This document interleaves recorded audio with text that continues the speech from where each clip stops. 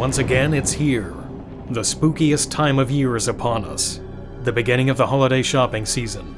To prepare you for the ghoulish consumerism ahead, I've played a number of horror games for your consideration. The first Tormented Souls was a modernized love letter to fixed camera survival horror. It took a lot of cues from Remake, but with the advantage of real-time 3D for more advanced lighting and camera movement. While the atmosphere was solid, it suffered from massive jank, with texture seams, stuck filters, and audio doubling and looping issues. Modern-style turning was forced by default on the stick, which made it easy to run straight into booby traps after camera cuts. The enemies were so spongy that using melee attacks to conserve ammo was pointless, and the auto-aiming was too finicky and stiff to reliably shoot. The puzzles were so obtuse that I had to resort to guides constantly. One in particular involved circling a table 3 times, which was already a stretch to work out, but it didn't work unless specifically done counterclockwise. Clunky point-and-click design made you hunt for specific pixels, adjust a wrench in advance before using it, turn a force knob before a stapler would work, and place a reel and press record every time you saved. Most of this just added convoluted steps without any point.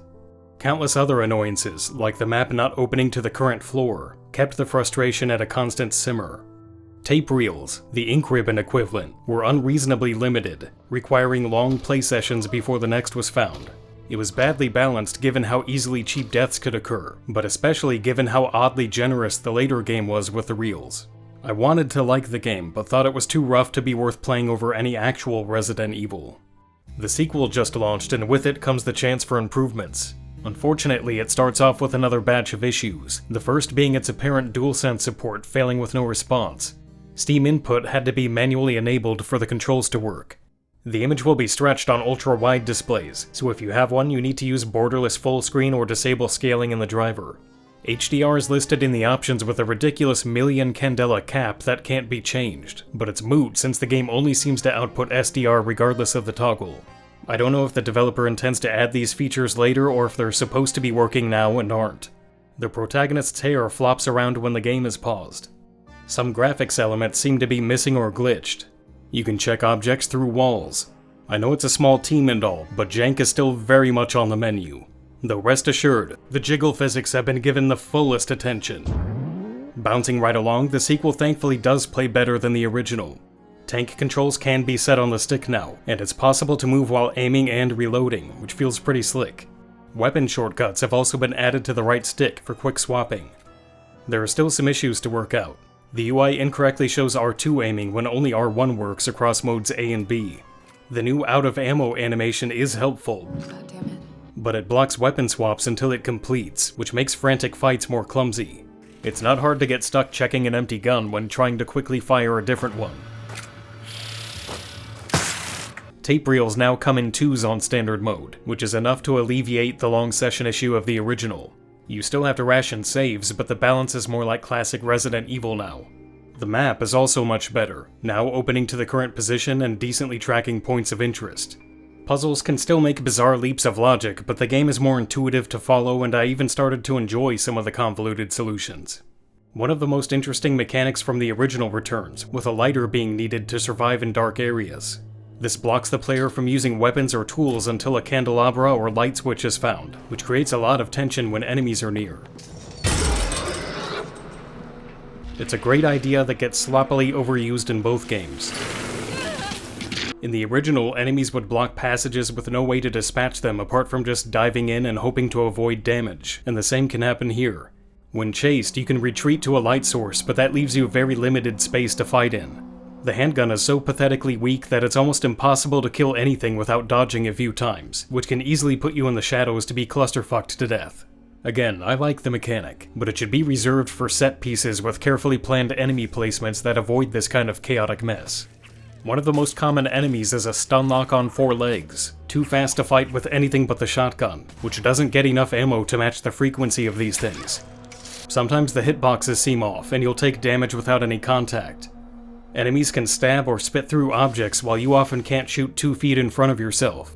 Horror needs limits, yes, but the developer nerfed combat out of being viable half the time, and just running and taking the hits ended up being simpler. Sometimes your best bet is that one of the cheap traps in the area will take pursuers out for you, instead of burning you off screen after rounding a corner. But no one buys a game like this for action. It's all about the vibes, and that's where the game succeeds. Fixed cameras are very hard to do, and indie games often end up with disorienting cuts. The camera work here is typically good. It showcases the scenes with moody angles while keeping the layouts easy to follow, often thanks to stylish tracking shots. The art style and graphics are great, especially by indie standards, and there's a clear uptick in the fidelity of the models and lighting versus the first game. There is a problem with too many cameras leading the player blindly into hazards, and for that and many other reasons it's worth considering easy mode. I'd prefer a challenge, but the difficulty here is based on clumsy frustration. Not having to empty full clips to kill zombies, or worry about a stun lock wiping out half an hour of progress, will only help you appreciate the atmosphere and settings more. The game is front-loaded with those issues, so if you can power through to the halfway point, standard mode evens out and becomes good. The weapons are adequate by then, and like the original, you'll be overloaded with save reels. I would also recommend jumping in with 2 if you haven't played the first. The style and even enemies are pretty much the same, so you may as well experience the better version. The storytelling in the original was humble, to put it politely. Hey, wait! Where do you think you're going? What? Is this my room? So it's fine to just look up a summary. The developer seems to be actively working on a patch, so some of these bugs may get fixed, but the core issues are unlikely to change.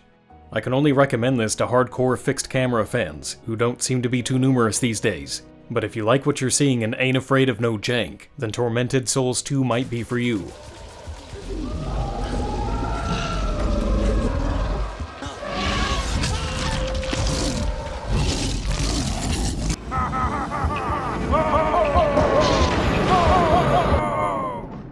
Darkwood drops you into post-apocalyptic wilderness to experience some of the most intense survival horror in the genre.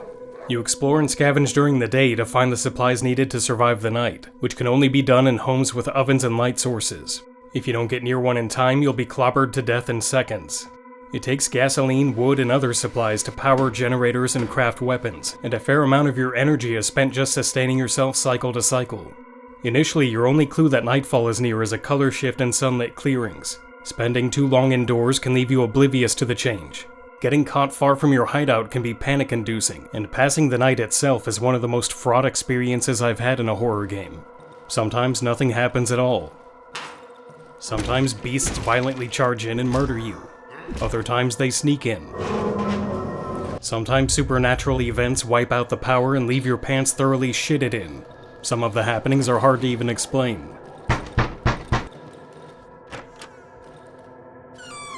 And sometimes flat-out hell breaks loose.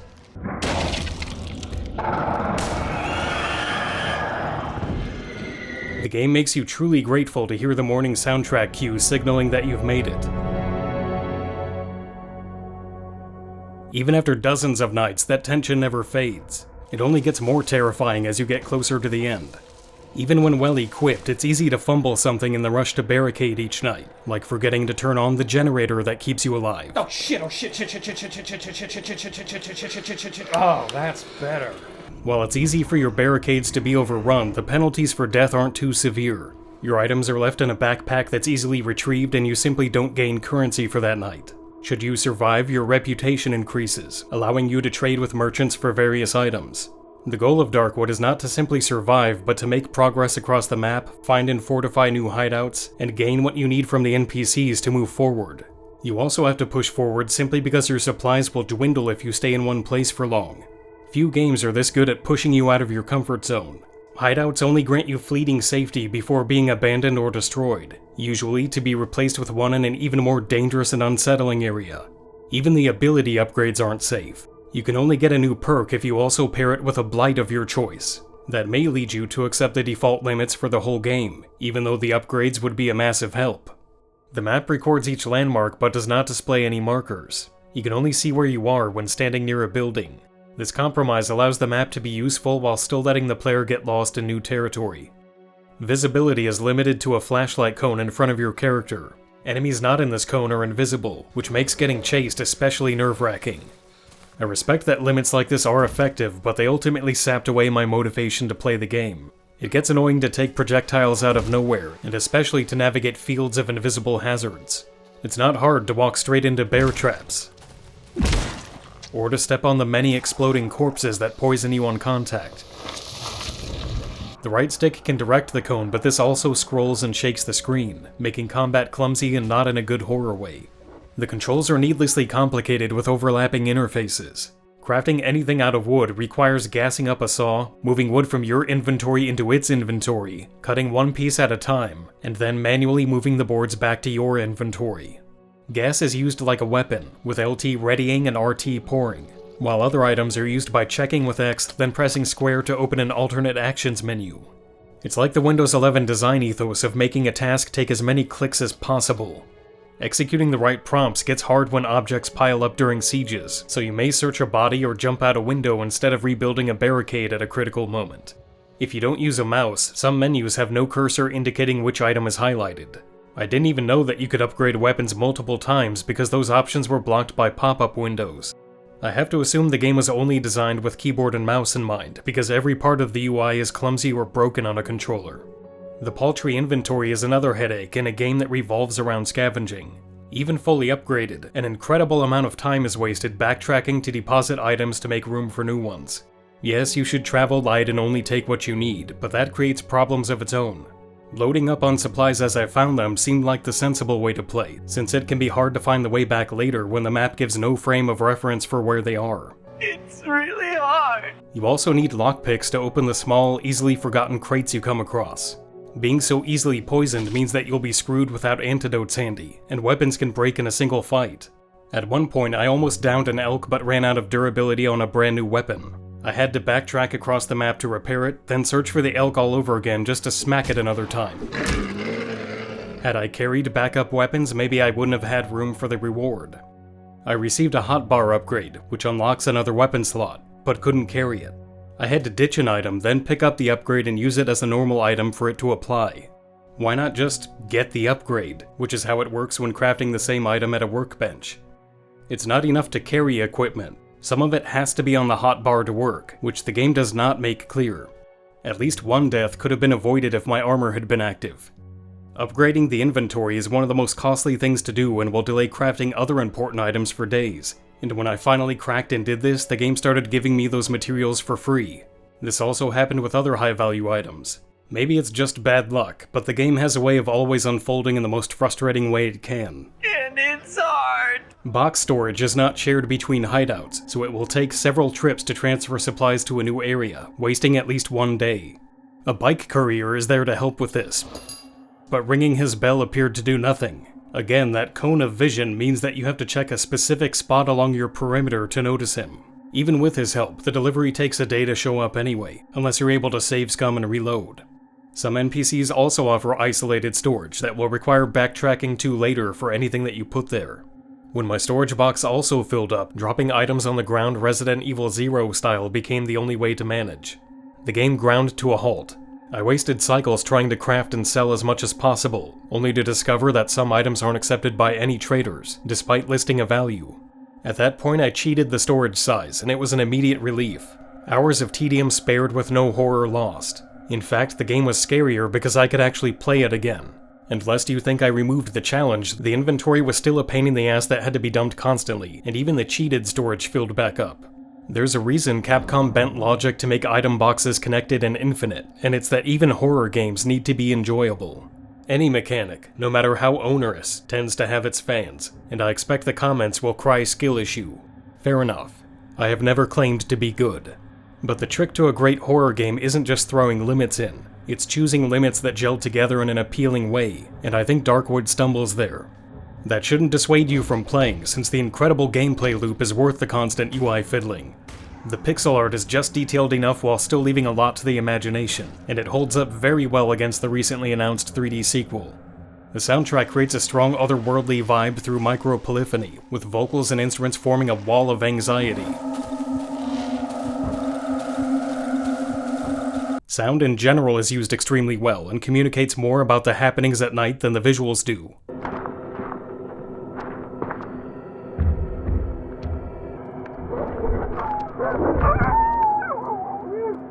The storytelling is mostly done through the brutality of the world itself, and some moments are sure to stick with you after playing. The most disturbing encounters are with other human survivors, who understandably tend to be unfriendly. The game leaves you room not to engage them, but you'll find it hard to get everything you need without fighting innocent people. Darkwood is an unforgettable and even scarring experience. I do recommend it, but with the warning that you'll need a lot of patience. It's a neat game that could be great with a few quality of life tweaks, similar to the balance patch Signalis got a year after release. Mods have already done that work, and it would be wise to keep them handy in case the default balance doesn't work out for you. If you're hardcore enough to enjoy the game without mods, be sure to leave a comment so we can all be impressed.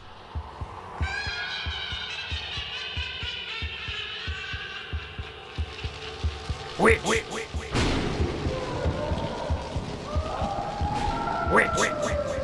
Crow Country manages to authentically channel PS1 horror but without milking nostalgia for its charm. The influence of old Resident Evil is clear, but the game doesn't use fixed cameras or tank controls, instead adopting full 3D environments and free laser aiming. It has a retro look, but it's not exactly low poly. The dynamic lighting and destructible objects already hint at that, but disabling the filters reveals rounded and detailed geometry well beyond the PS1's limits. This gives it a bubbly, vaguely cute style that's unique among its throwback peers, but it's still perfectly capable of gore and creepy visuals when it needs to be. That tonal dichotomy between fun and horror suits the setting, an abandoned amusement park crawling with zombies. The game has an effective way of leaning into its lighthearted style that makes the darker moments more shocking. Things that you wouldn't bat an eye at in normal horror games feel more wrong here. The music is also eerie and disturbing in a way that still suits the toy-like visuals. The atmosphere is masterfully done for what it is, and it delivers the fun element that I was missing in Darkwood. Action isn't the game's focus, and both the aiming and enemies are balanced to be simple and slow. In addition to the standard horror handgun, shotgun, magnum weapon set, you can use grenades and Resident Evil 3 style hazards to take out tougher enemies. The supplies are balanced for survival horror, but the game is very forgiving. Trash cans have a high likelihood of giving health and ammo when you run out, and if not, you can return to your car to stock up anytime. The game can still be challenging, but it's clear the developers didn't want it to be stressful. The main source of challenge, and my only real criticism of the game in general, is low visibility. The filters crush shadows and make it difficult to see enemies or the annoying trap items that start appearing later in the game. I'd still rather have it this way than to play with the filters off, as the game looks really sterile without them. The main emphasis is on puzzle solving, and there's an extremely high density of it given the small size of the world. The game gets 5 hours of content out of a map the size of a single floor of the Spencer Mansion. Full 3D and camera controls allow the developers to hide secrets around every corner, and you can hardly go 10 feet without running into a point of interest. The puzzles are well designed and well varied. Some involve simple logic and math problems, others give the aiming system a workout, and almost all take advantage of the amusement park setting in clever ways. Many provide optional upgrades to guns and mobility that prove very useful, which keeps the high volume of puzzle solving rewarding. The game isn't afraid of teasing you with puzzles that can only be solved later, Metroidvania style, which is never frustrating since later is at most an hour or two away. There isn't much time for lore building, but the story the game does have is original and weird. Starting with a typical zombie outbreak mystery, but quickly going into less predictable territory, involving tentacles and fraudulent accounting. Like everything else in the game, it is a fascinating mixture of adorable and disturbing at once. The current $20 price may be a little steep for this amount of content, but it does have replay value. The bonus rewards give you enough incentive to play again, on top of the game itself just being a good time that flies by. I strongly recommend it as a good horror game, but especially as a great Halloween game. And with that, I'm tired. I'm going to bed. Thanks for watching. I'll see you next— BOO!